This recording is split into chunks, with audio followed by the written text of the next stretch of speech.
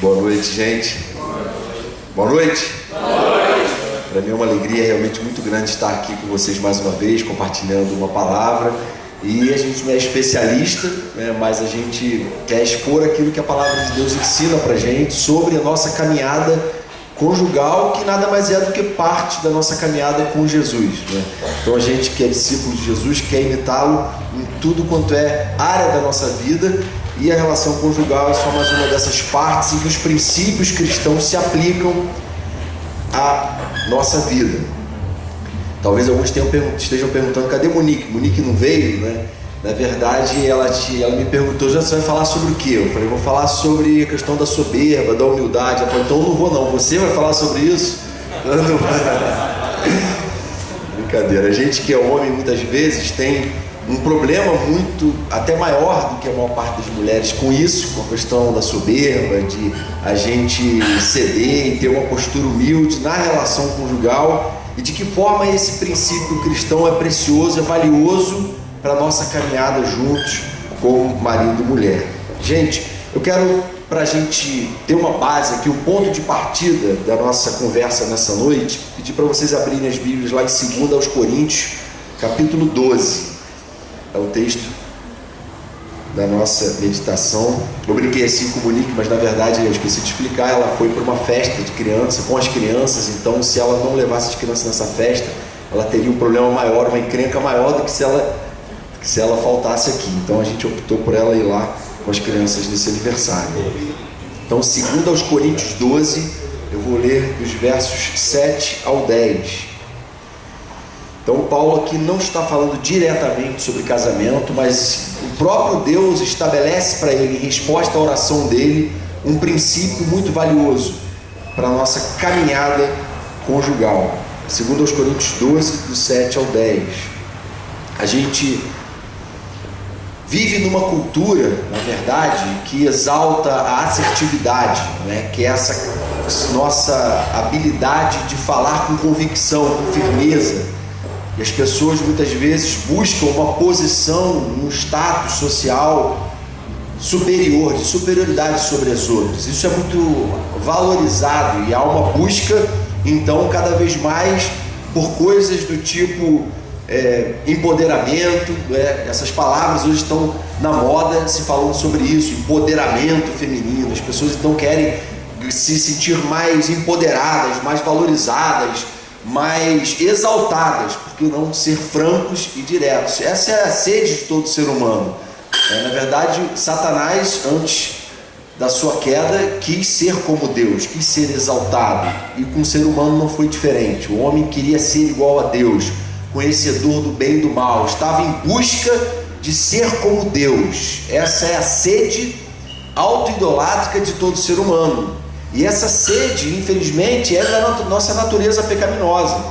Ela ainda está presente no nosso coração, ela precisa ser domesticada pelo poder do Espírito Santo.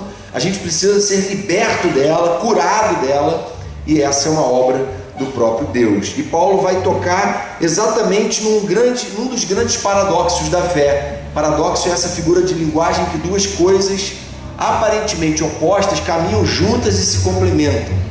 Olha o que ele diz naquela cultura que provavelmente ele também enfrentava essa mesma lógica secular da assertividade, da imposição, do senso de superioridade das pessoas.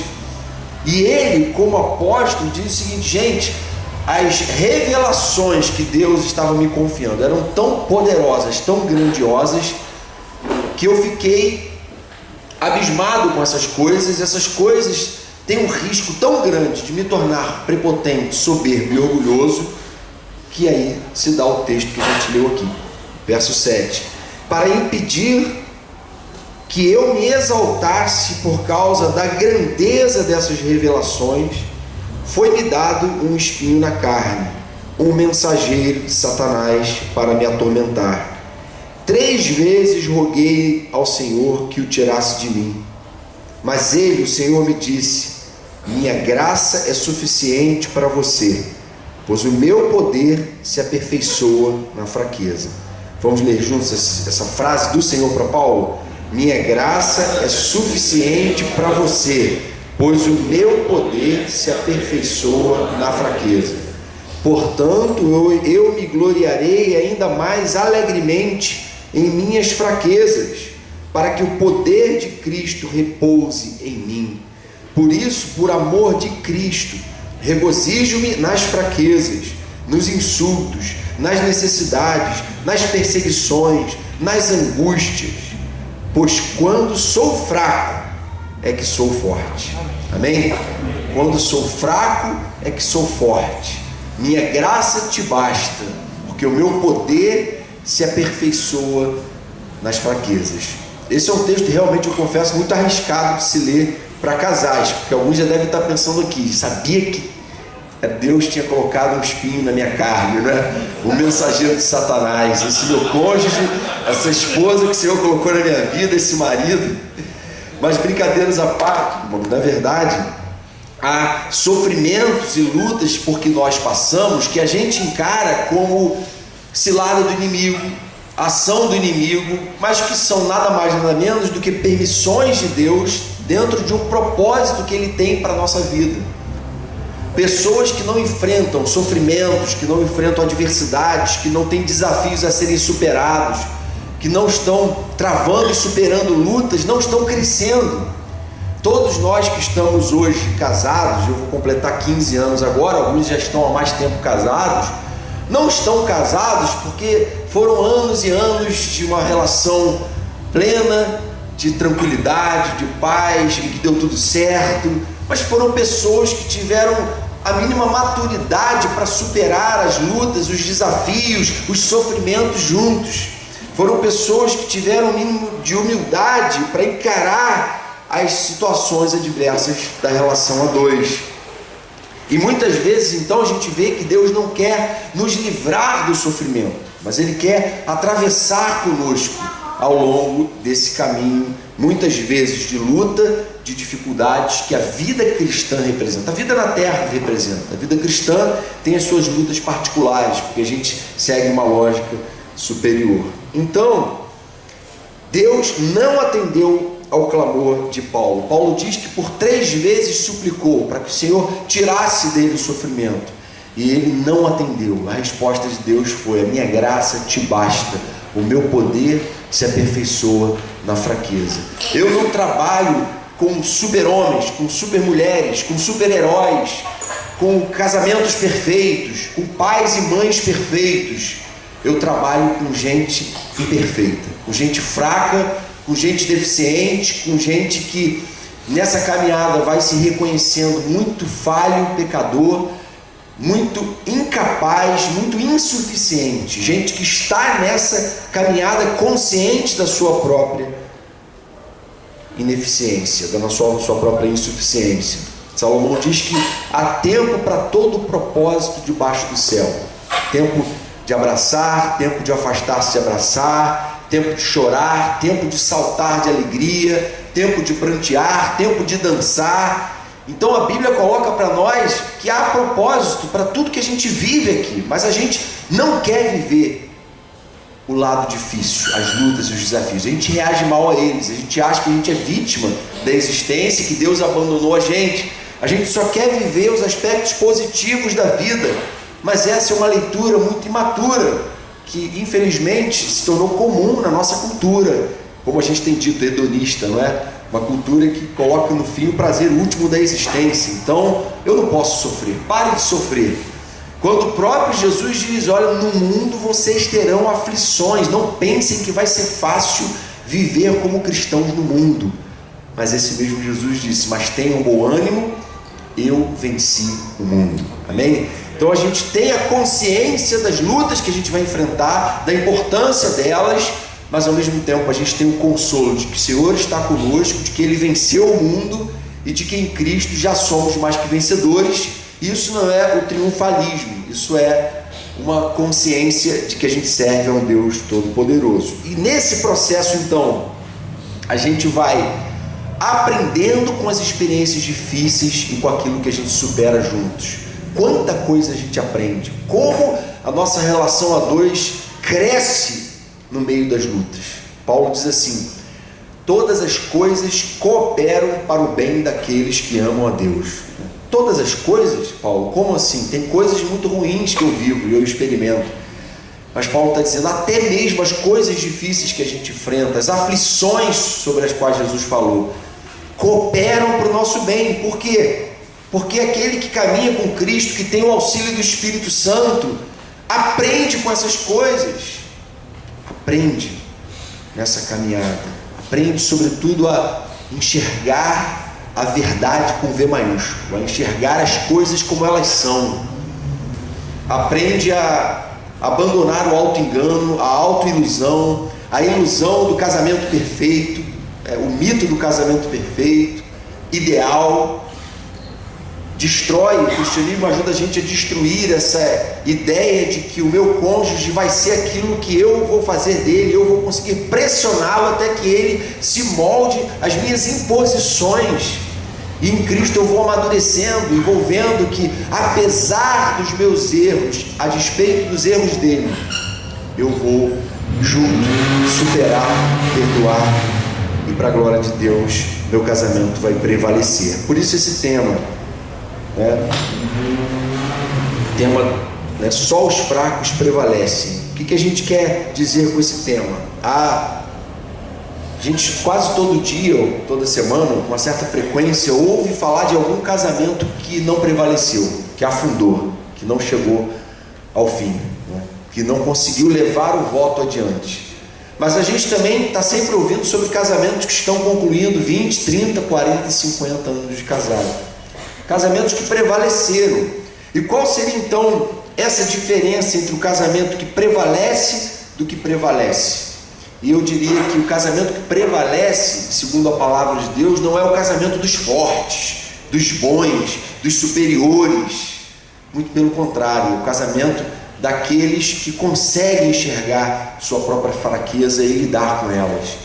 Lidar com as dificuldades, com as diferenças, que tem maturidade para administrar essas emoções e responder bem a elas, de uma forma, é claro, recíproca. Esse casal que consegue essa reciprocidade, essa maturidade recíproca, é que vai prevalecer e você vai ver completar 20, 30, 40, 50 anos de casado.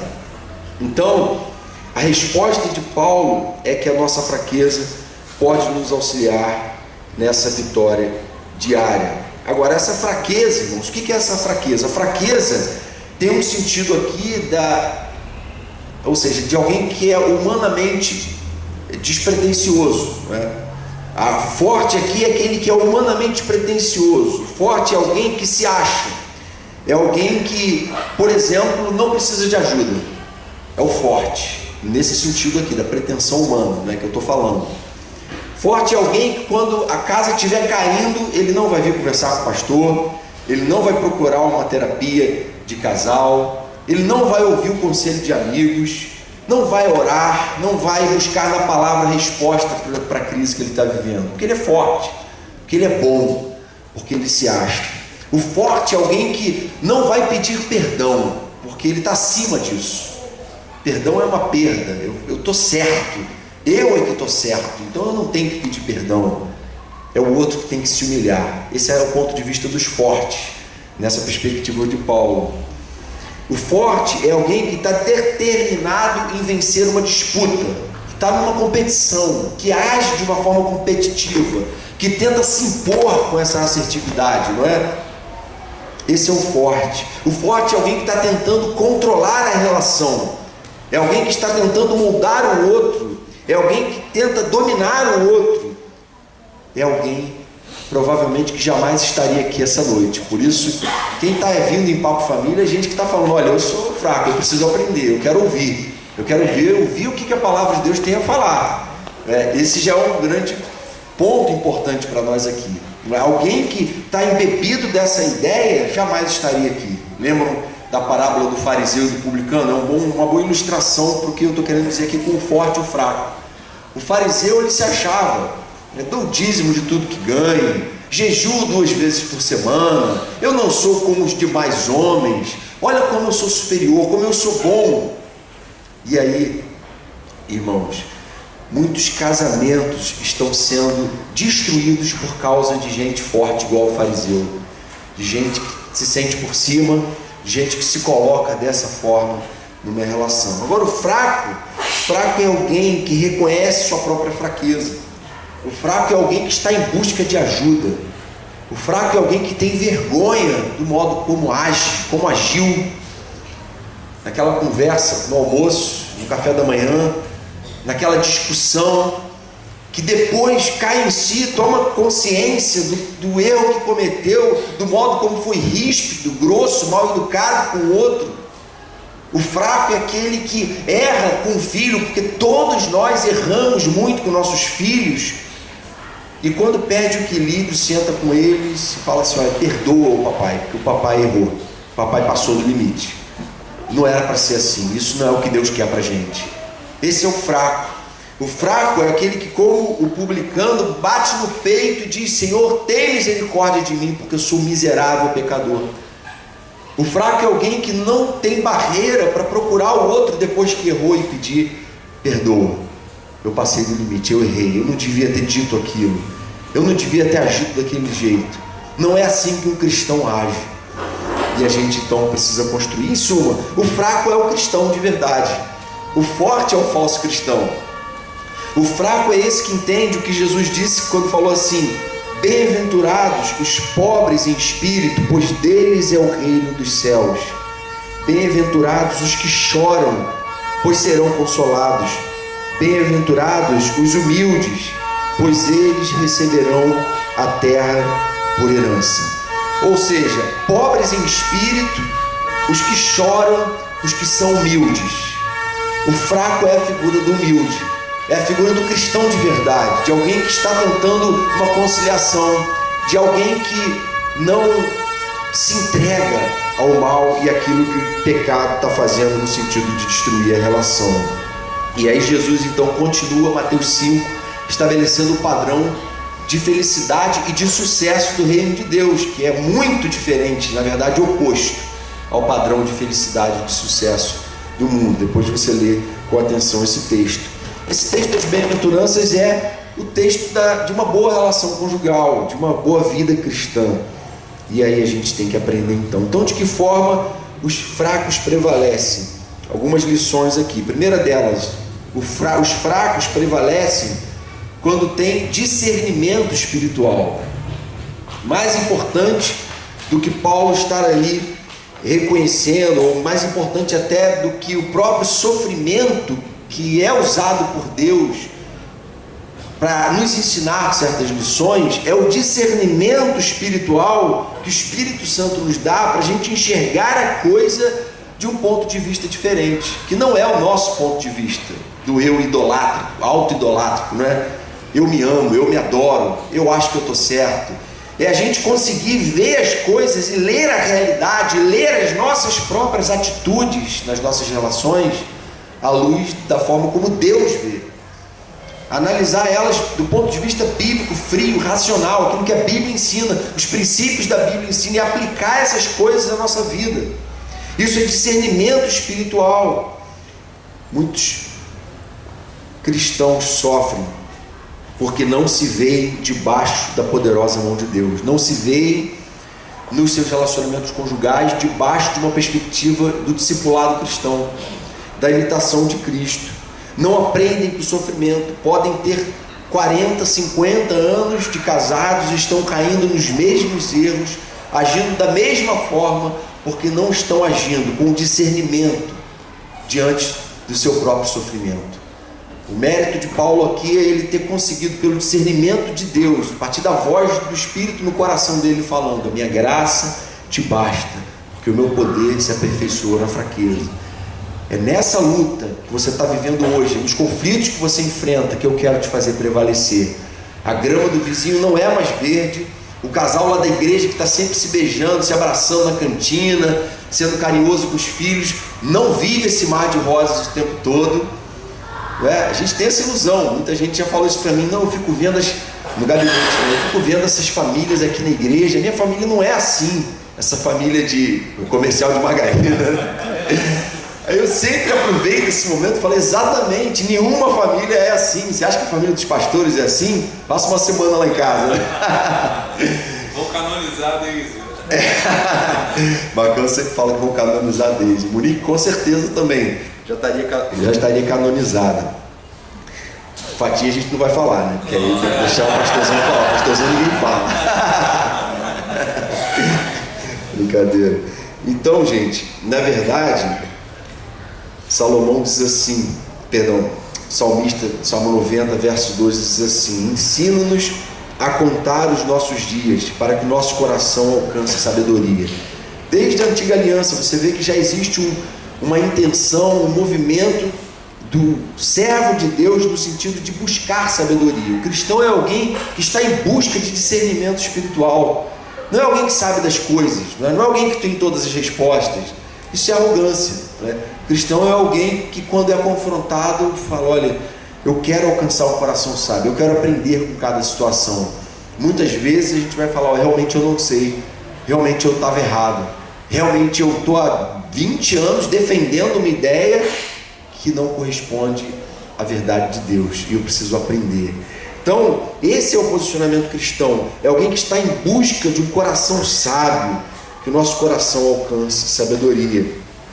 Então, Paulo aconselha lá em Efésios, diz o seguinte: tenham cuidado com a maneira como vocês vivem, que não seja como insensatos, mas como sábios, aproveitando ao máximo cada oportunidade, porque os dias são maus.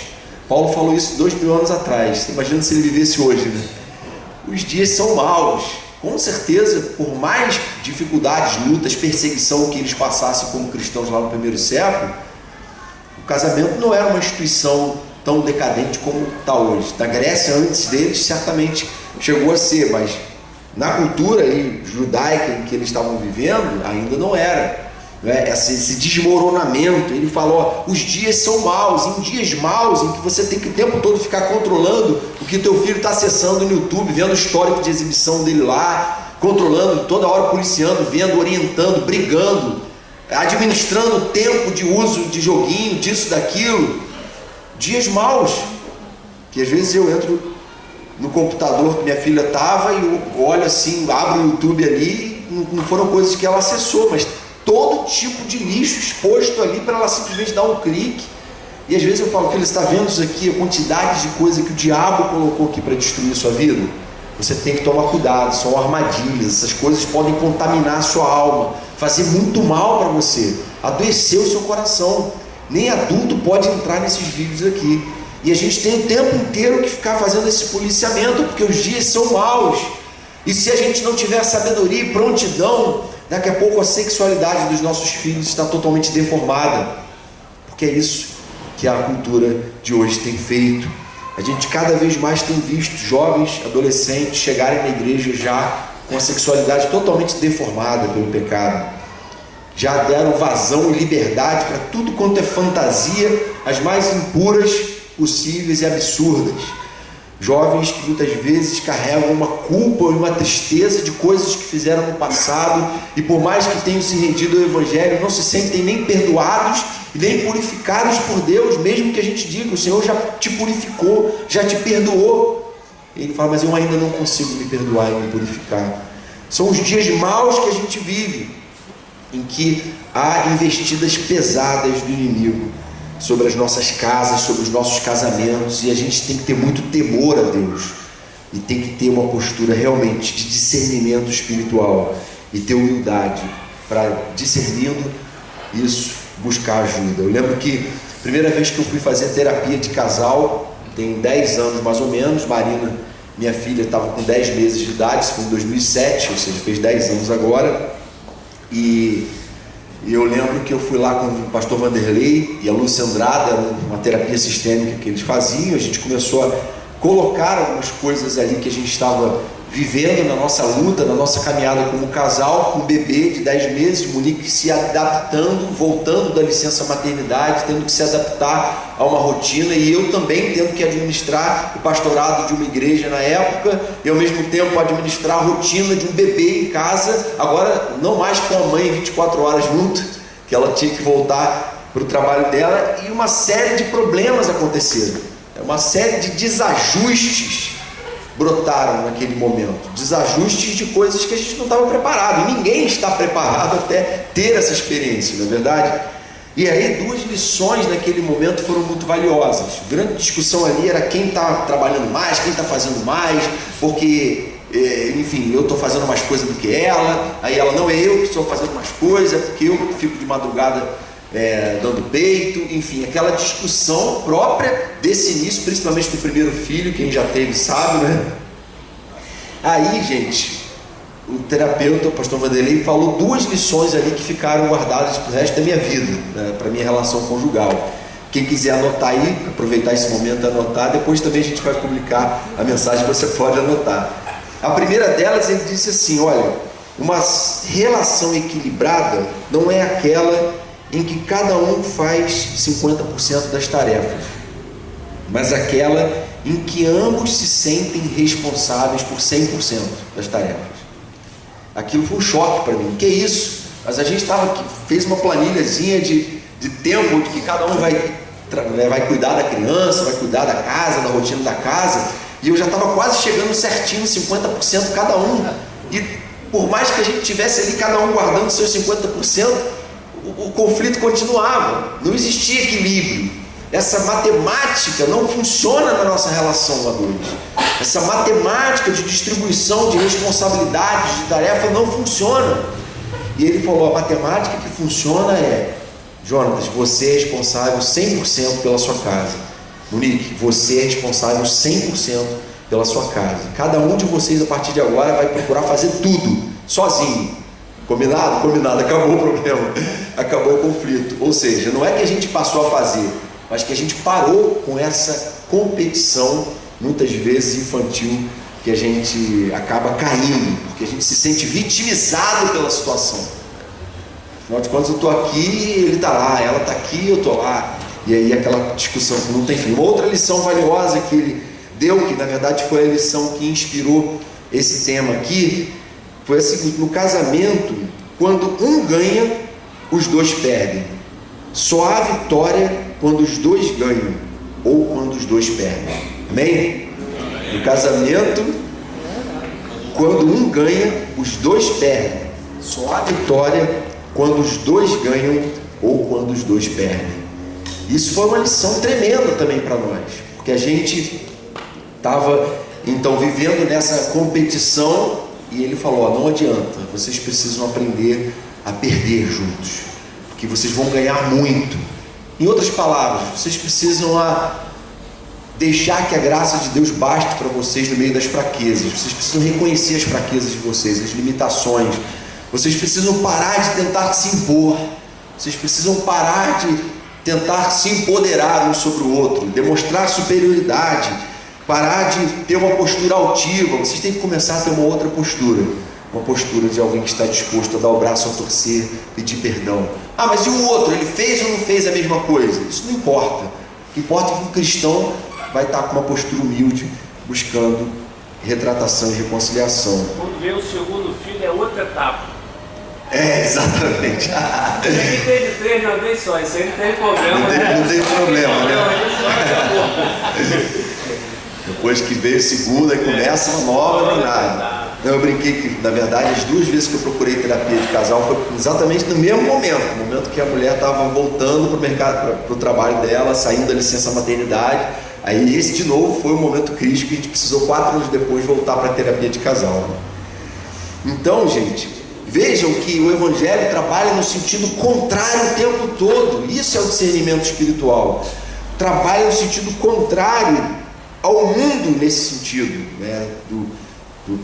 Ou seja, o Evangelho nos encoraja a preferir em honra uns aos outros, a preferir a honra do outro, preferir a glória do outro, o mérito do outro, porque só isso é capaz de curar a gente da nossa sede por honra, por orgulho, por domínio, por controle, por se impor.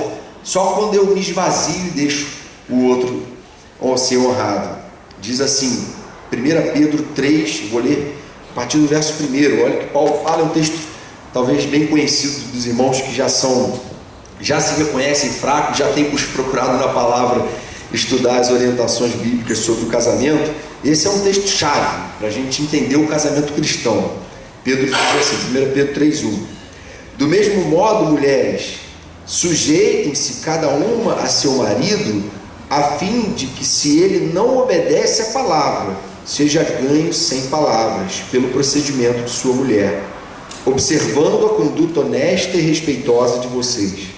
A beleza de vocês não deve estar nos enfeites exteriores, como cabelos trançados e joias de ouro ou roupas finas. Vejam bem, não proíbe de usar. Ele fala que a beleza, essas coisas existem, está aí, mas a beleza não está nisso. A beleza é algo mais profundo. Ao contrário, esteja no seu interior, que não perece, beleza demonstrada no espírito dócil e tranquilo, o que é de grande valor para Deus, pois era assim que também costumavam adornar-se as santas mulheres do passado, que colocavam sua esperança em Deus. Elas se sujeitavam cada uma a seu marido, como Sara, que obedecia a Abraão e o chamava Senhor. Dela vocês serão filhas, se praticarem o bem e não derem lugar ao medo. Aí, agora, maridos, do mesmo modo vocês, maridos, sejam sábios no convívio com suas mulheres e tratem-nas com honra, como parte mais frágil e co-herdeiras do dom da graça da vida, de forma que não sejam interrompidas as suas orações. Quanto ao mais, tenham todos o mesmo modo de pensar, sejam compassivos, amem-se fraternalmente, sejam misericordiosos e humildes. Homem e mulher, sejam misericordiosos e humildes, tenham o mesmo modo de pensar, amem-se fraternalmente como irmãos. Entre irmãos não há superioridade e inferioridade. Por que existe essa discussão na relação de quem é superior, de quem manda, de quem se submete, de quem não se submete? A resistência, muitas vezes, de muitas irmãs de entender o princípio da submissão. Porque os maridos não são cristãos e não agem como cristãos, são cristãos nominais. Porque o marido que age honrando a esposa, valorizando a esposa, como Paulo diz em outra passagem, não é? Cuidando dela como Cristo cuida da igreja, preservando ela, santificando ela, esse marido ele vai com certeza exercer total pastoreio e liderança espiritual sobre essa esposa. Não vai ter crise nenhuma. Assim como ninguém tem crise em se submeter a Cristo, em se submeter a Deus, porque é um Deus que provou o seu amor por nós. É um Deus sábio, manso, é um Deus que nos traz segurança. Essa mulher se sente segura. Igualmente, o marido que tem na sua esposa uma mulher dócil, humilde, uma mulher que sabe conversar com educação, com paz no coração, é claro que essa mulher vai adquirir do marido todo respeito, toda honra, e óbvio que esse marido também, essas coisas vão se retroalimentando. É isso que Pedro está falando aqui. A humildade tem que estar na base de qualquer relação genuinamente cristã. O problema é que a gente naturalmente não é humilde. A gente naturalmente tem um senso de competição, de tentar se impor, né? Algum tempo atrás eu ouvi um pastor falando uma coisa interessante, não sei se vocês já ouviram isso. Ele fala que ele não consegue entender esse jargão, ou, na verdade, esse conceito que alguns psicólogos já defenderam de incompatibilidade de gênios. Talvez você tenha ouvido falar de muitos casais que se separaram e aí você foi conversar com eles, mas afinal de contas, por que vocês se separaram? Não, foi incompatibilidade de gênios. Está resolvido, está explicado, pronto, agora eu tinha uma razão para me separar. Qual é a razão? Incompatibilidade de gênios. Claro, está explicado, nunca a gente deveria ter se casado. Nós temos gênios incompatíveis, né? Isso é muito interessante, lógico, numa lógica do mundo. Aí esse pastor disse assim: vocês conhecem 2 seres humanos sobre a face da terra que têm gênios compatíveis? Não existem 2 seres humanos que tenham gênios compatíveis. O homem ser humano é soberbo, naturalmente prepotente, vaidoso, se acha, tem dificuldade de relacionamento, e em algum momento isso vai aparecer. Talvez você diga assim: não, tem gente que é muito mais flexível, muito mais tranquilo de se lidar. É porque você convive com essas pessoas na igreja, convive com essas pessoas no trabalho, né? mas convive com elas 24 horas por dia, dorme junto, acorda junto, divide as contas, divide a educação de filhos, as tarefas domésticas. Aí você vai descobrir que o gênio é incompatível também. O gênio só era compatível enquanto a relação era bem superficial. Não existe namorado com gênio compatível, né? Todo namorado tem um gênio compatível. Por quê? Porque é uma relação superficial, de fim de semana, que se encontra, curte a parte boa, né? E não divide as lutas. Mas aí quando a gente entra junto na batalha, aí todo gênio é incompatível, não tem essa conversa. E a gente então precisa buscar diante de Deus, em humildade, a partir desse princípio: eu sou fraco, eu preciso ser tratado, eu preciso de aperfeiçoamento, né? O Evangelho nos garante que todo ser humano é relacionalmente incompatível, mas ele não para aí. O Evangelho nos garante que podemos sim, pelo poder do Espírito Santo, viver na contramão dos nossos impulsos pecaminosos. Amém? Amém. Nós não conseguimos ser humildes, nós não conseguimos perdoar, dar o braço a torcer, nós não conseguimos reconhecer o nosso próprio erro, nós não conseguimos mudar, só para pior. Mas o Espírito Santo opera uma grande transformação. Tudo isso está nesse primeiro ponto aqui do discernimento espiritual, mas na verdade o segundo ponto é uma continuação. Os fracos prevalecem porque derrubaram a fortaleza do orgulho. O orgulho é uma grande fortaleza que a gente foi construindo em torno de si, a partir das experiências de humilhação, de vergonha que a gente passou, de traições que a gente passou, às vezes muito cedo, de abandono, de gente que tinha que cuidar de nós e não cuidou, de gente em quem a gente confiou e a gente entende que não pode confiar mais, e a gente vai construindo essa muralha do orgulho em torno de si. O problema é que, como eu disse, o orgulho é o pai de todos os pecados, né? Como o C.S. Lewis disse, foi pelo orgulho que o diabo se tornou o diabo. Foi pelo orgulho que o homem se tornou pecador. Foi pelo desejo de ser como Deus, de estar acima, de governar sobre si mesmo, ser senhor de si mesmo. Então, o orgulho é, sem dúvida nenhuma, o maior inimigo das nossas relações conjugais. Não há casamento que sobreviva ao orgulho, a entrega plena ao orgulho. E não há casamento que não possa ser curado e ressuscitado pela humildade verdadeira, pela humildade cristã. O orgulho pode cegar completamente um marido que está imerso em adultério, que está cego para o poder destrutivo do adultério. Pode cegá-lo.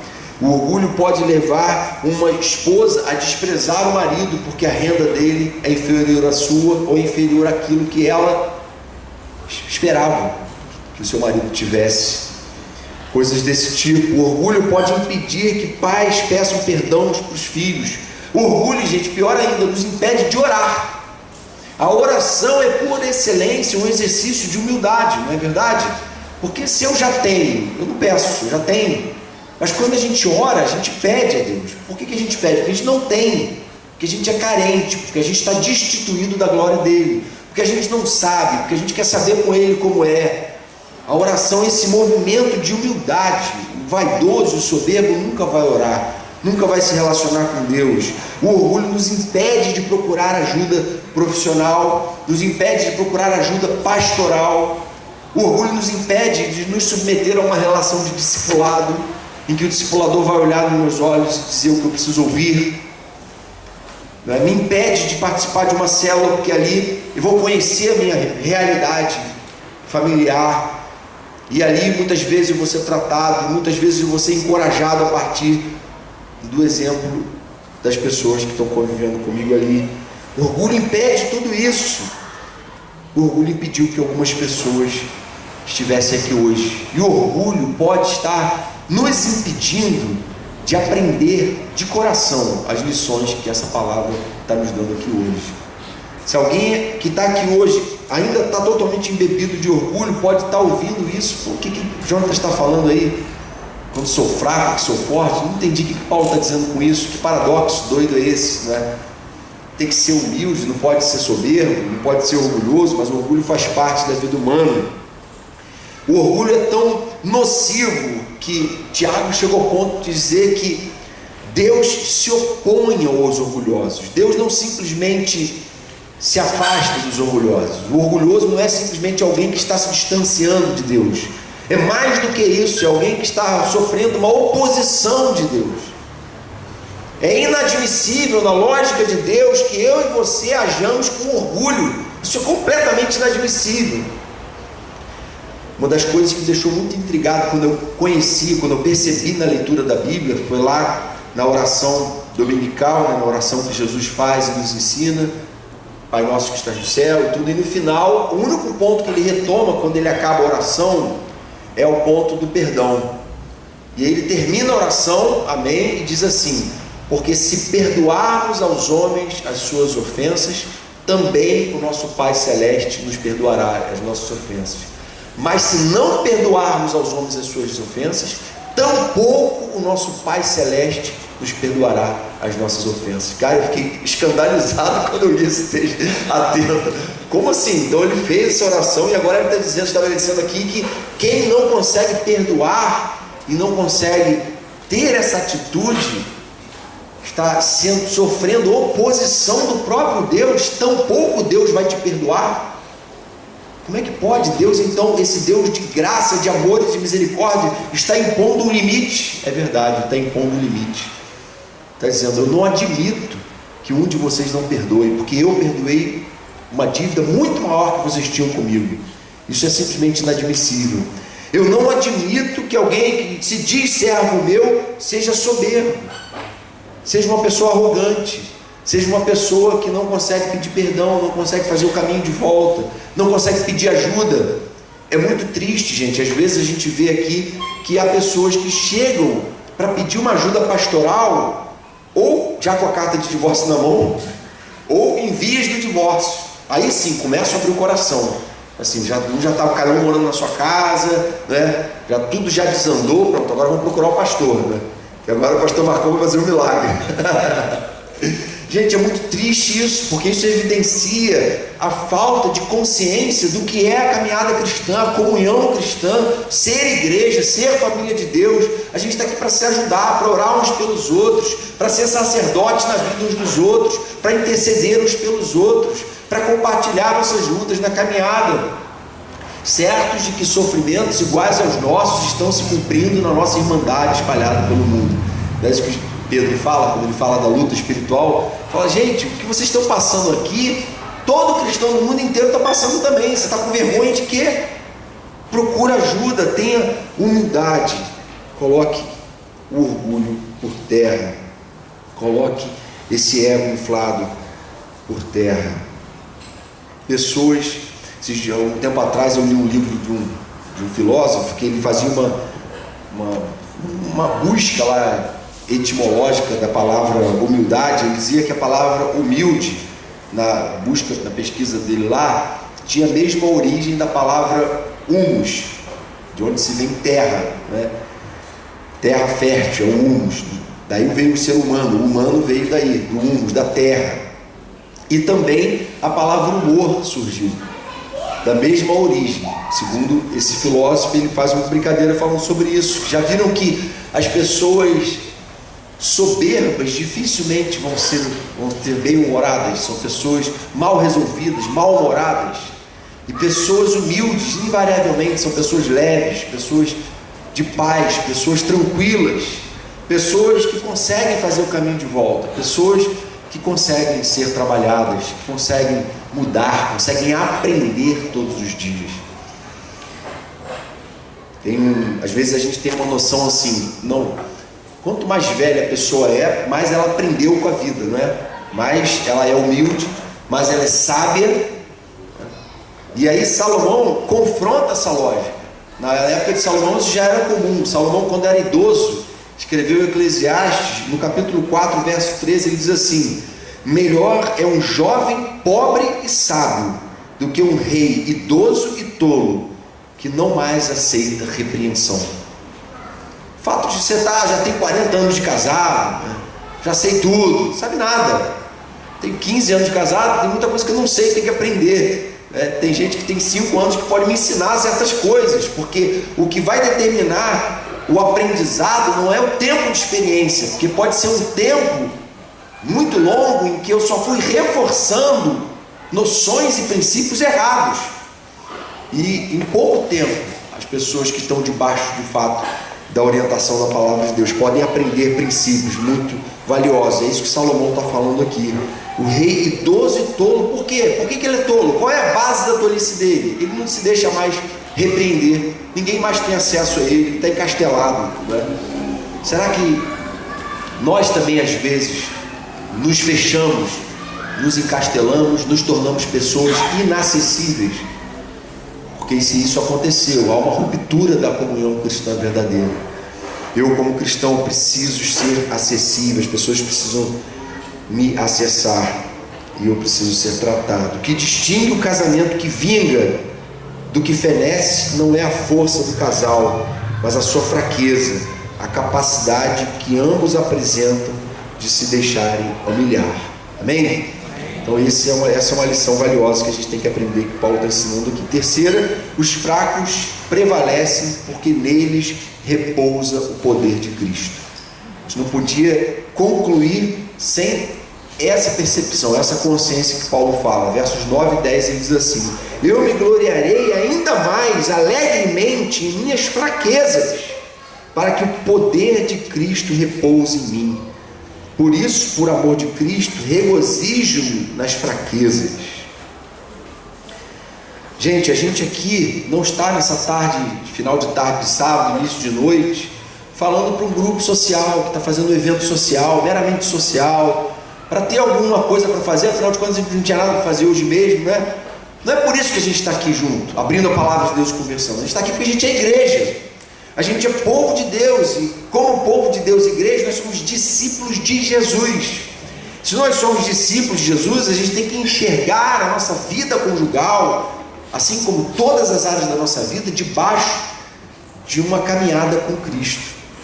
Será que a gente pode dizer que está trazendo Jesus para a nossa relação, que a gente está conseguindo imitar a Ele, que a gente está conseguindo caminhar cada vez mais parecido com Ele, que a gente está conseguindo se sujeitar como Ele se sujeitou? Lá em Filipenses 2, Paulo diz assim: seja a atitude de vocês a mesma de Cristo Jesus, que sendo Deus, não julgou como usurpação ser igual a Deus, não se apegou a isso, mas se esvaziou, vindo a ser servo, tornando-se semelhante aos homens, e sendo encontrado em forma humana, humilhou-se a si mesmo e foi obediente até a morte, e morte de cruz. A verdade, gente, é que o cristianismo, a palavra de Deus, o evangelho são um convite à morte do meu ego, do meu próprio senhorio, do meu gênio. Eu não quero matar ele, porque eu amo o meu gênio, eu amo o meu ego. Só que em Cristo eu sou chamado a me esvaziar da minha glória, da minha auto-idolatria. Eu sou chamado a morrer. É isso que Paulo fala lá em Gálatas 2:20. Eu fui crucificado com Cristo, agora vivo, não eu, mas Cristo vive em mim. E esse viver que agora tenho na carne, vivo pela fé no Filho de Deus que me amou e se entregou por mim. Amém? Irmãos, será que a gente muitas vezes se sente vítima? A gente se sente vítima porque a gente está sofrendo nada mais do que as consequências da nossa própria prepotência, das nossas próprias imposições. Será que a gente perdeu o discernimento para o fato de que muito do que a gente sofre e padece hoje tem a ver com o fato de que lá atrás eu tomei as rédeas? Esses dias, de algum tempo para cá, Deus tem me cobrado, por exemplo, a questão financeira. Todo mundo que eu converso hoje em dia está com esse problema, então eu estou me sentindo totalmente à vontade para falar sobre isso aqui. Eu faço discipulado com alguns caras casados, né, 3 grupos de discipulado, e todos eles compartilham comigo: Jonas, lá em casa a coisa está feia, eu perdi o controle, enfim. Há um pecado da nossa parte em lidar, em administrar aquilo que Deus confiou a nós. E eu tenho falhado, historicamente, né, nesse ponto. Mas acho que eu nunca falhei tanto. Na verdade, a impressão que eu tenho é que eu nunca gastei tão pouco com coisas supérfluas, né? Mas ao mesmo tempo, esse não é o ponto. O ponto é, como é que você está administrando isso? E Deus começou a me cobrar: Jonas, sua administração está reprovada, você está errado, tem coisa errada aí, você precisa tratar isso, você precisa enfrentar isso. E todo ano, historicamente, eu sento num dado momento do ano e falo: agora eu vou organizar minhas finanças, vou fazer minha planilha, vou organizar, vou mostrar que eu sou capaz de organizar isso. Aí no primeiro mês eu vou e faço. Aí no segundo mês vem aquela resistência insuportável a sentar diante daquela planilha e atualizar ela. Que exercício terrível para mim, porque eu não estou acostumado, não é? Aí uns 3 meses atrás Deus falou: não, agora você precisa resolver isso. E aí eu fui, sentei, organizei uma planilha detalhada de tudo, e para a glória de Deus agora estou mês a mês ali fechando sem esse obstáculo. Mas isso foi fruto de oração, de reconhecer diante de Deus: Senhor, eu tenho falhado, eu preciso acertar, de confessar: Senhor, eu pequei, o que eu estou fazendo com meus recursos financeiros é pecado, não porque eu estou gastando de uma forma irresponsável enfim, mas simplesmente porque eu não estava querendo ter esse trabalho de organizar. Esse é um ponto em que você pode estar falando também, em que Deus está falando: olha, para tudo, dá uma atenção a isso, porque isso pode trazer grande problema para a sua relação conjugal, né? Hoje se fala que, há um tempo atrás, o adultério era o principal vilão que gerava divórcios, né? E hoje eu li uma pesquisa há não muito tempo dizendo que problemas financeiros são o que mais destrói os casamentos de hoje. Mas na verdade não é problema financeiro. O casal que se ama, o casal que é discípulo de Jesus, não se separa porque teve problema financeiro. Pode passar pelo desemprego, por tudo quanto é tipo de luta, porque é discípulo de Jesus, vai andar no vale da sombra da morte, mas o Senhor vai estar ali com eles. Amém? Casal que se separa por causa de dinheiro é porque virou discípulo de Mamon, não é? Porque começou a idolatrar o consumismo, caiu nas garras do consumismo, começou a acreditar que precisava de coisas para se realizar, que não precisava daquelas coisas, começou a se endividar para impor o status e o padrão social que não tem condições de manter, porque não teve humildade como cristão de se esvaziar da sua glória e dizer: não, se tiver que cortar, eu vou cortar, e vamos cortando, não tem problema, essas coisas não vão conseguir cortar a nossa dignidade, a dignidade que Jesus conquistou por nós na cruz. Essas coisas não vão conquistar e não vão destruir o nosso casamento, porque elas não são importantes.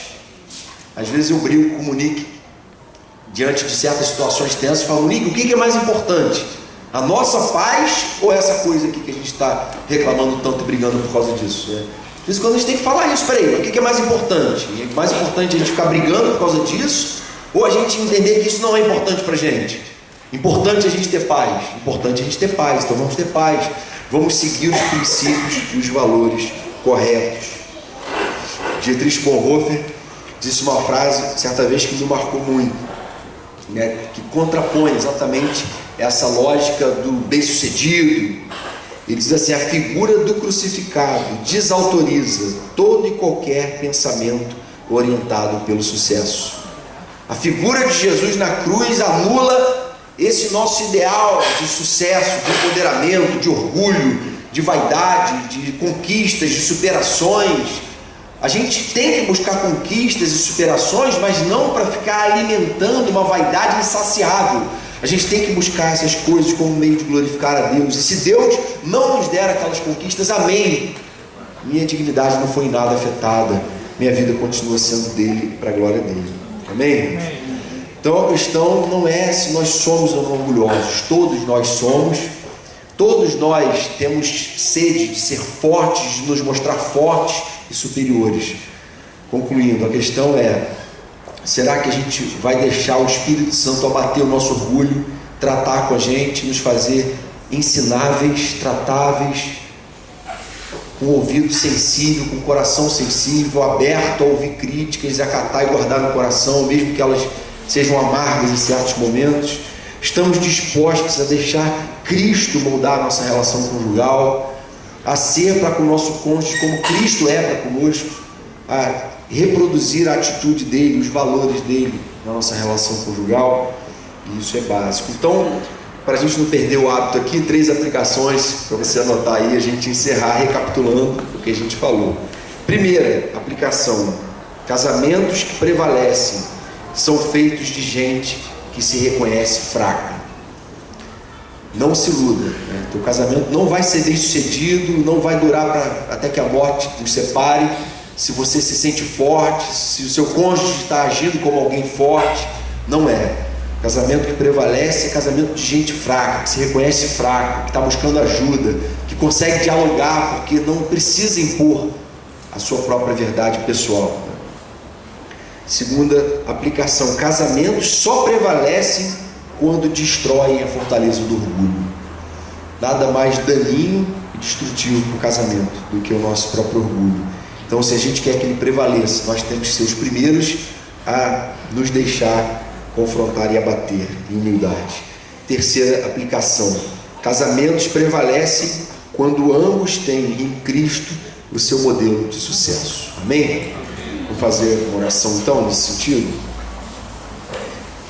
Senhor querido, queremos te louvar e te bendizer pela tua palavra, que mais uma vez foi exposta aqui, e nós fomos expostos a ela, Senhor, e não queremos de modo algum que toda a exposição que a tua palavra lançou sobre nós aqui, a luz que ela lançou, a lâmpada que o Senhor colocou sobre os nossos pés para guiar os nossos caminhos, entre por um ouvido e saia pelo outro, Senhor. A gente quer te pedir perdão pela nossa prepotência, pelo nosso orgulho, pela nossa resistência em aprender com o outro, pela nossa resistência, Senhor, em aprender contigo. Senhor, que o Senhor nos torne cada vez mais gente ensinável, gente tratável, humilde, e que a gente leve o discipulado cristão para a nossa relação a dois, no casamento, que a gente consiga viver para a tua glória em tudo que a gente tem feito. Perdoa, Senhor, se alguma vez a gente se postou como forte. Na verdade, Senhor, reconhecemos que somos fracos. O Senhor conhece a nossa estrutura, sabe que somos pó, e é como pó que nos apresentamos, como humus, como terra. Vem nos moldar para a honra, glória e louvor do teu nome que te pedimos, Jesus. Amém, Senhor.